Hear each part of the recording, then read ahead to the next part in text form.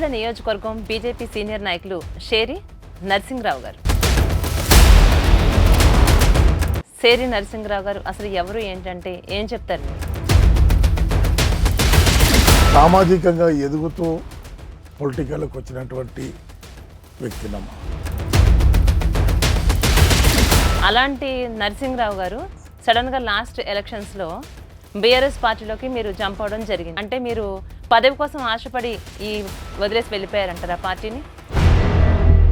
Ticket నాకు ఇస్తా అని చెప్తేనే నా వర్గాలకు నేను న్యాయం చేస్తున్నటువంటి చిన్న కాన్సెప్ట్తో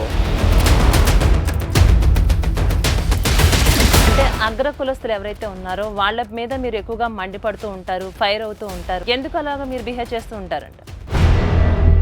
మేము ఆకిట్లకి వెళ్ళి వాళ్ళు ఆకిట్లకి వెళ్ళి పోతే నీళ్లు జల్లుకుంటుండే. మేము పోతే వాళ్ళు కుర్చీల మీద కూర్చొని మమ్మల్ని నిలబెట్టాలా లేదా కింద కూర్చోబెట్టాలా.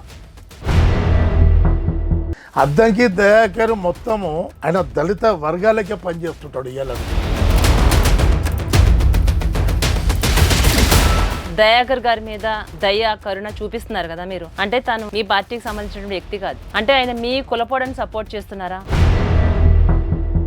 అంబేద్కర్ మా కులపోడే, గద్దార్ మా కులపోడే. దయాకర్ గారి మీద అంత దయా కరుణ మీరు ఎందుకు చూపిస్తున్నారు? అదే చెప్తున్నా.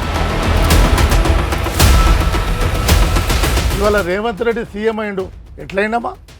ఎట్లయిండు? కులం కులం మీరందరూ విలమ దొరలు ఒకటే, ఈ రెడ్డిలంతా ఒకటైతే మా కుల పొలం మేము ఎందుకు కావద్దు? ఆ సామాజిక వర్గం అంతా ఒకటైంది. ఇలా బలైంది దయాకర్ కదా. దయాకర్ గురించి నేను కొట్లాడకపోతే రేపు పొద్దుగల నాకు అన్యాయం జరిగితే ఎవడు ఒప్పుకుంటాడు? దయాకర్కు ఆ కాంగ్రెస్లో అతనికి ఎలాంటిది ఏది రాలేదనుకో తెలంగాణ తగలబడుతుంది.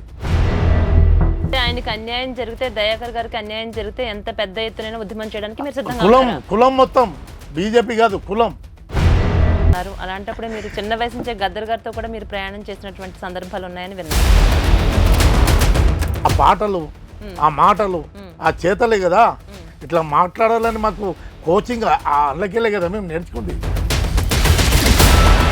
ప్రస్తుత రాజకీయాలు కనుక మనం చూసుకుంటా ఉంటే డబ్బులున్న వాళ్ళు మాత్రమే రాజకీయాలు చేయాలా? డబ్బులు పెట్టి ఎలక్షన్లో పోతేనే అతను గెలుస్తుండు. మొన్న ఎమ్మెల్సీ ఎలక్షన్లో ఎడ్యుకేటెడ్ డిగ్రీ పీజీ చదివిన వాళ్ళు కదమ్మా మొన్న అమ్ముడు పోయింది అంతా. చదువుకున్న అయినప్పుడు ఊళ్ళలో ఉన్న వాళ్ళు ఎందుకు ఏరామా డబ్బుకు? ఆయన జరగలేదు అంటే కనుక ఎంత యుద్ధం చేయడానికైనా మీరు సిద్ధంగా ఉన్నారు. గ్రామ స్థాయి నుంచి టోటల్ మొత్తం ఇక్కడ దింపుతాం చక్రం. ఈ ఇంటర్వ్యూ ద్వారా ఒక రకంగా చెప్పాలంటే మీరు ఒక బెదిరింపు ధోరణిలో అంటే మీరు డిసైడ్ అయ్యారా? మమ్మల్ని చూసి భయపడతారు, మేము భయపట్టించడం కాదు.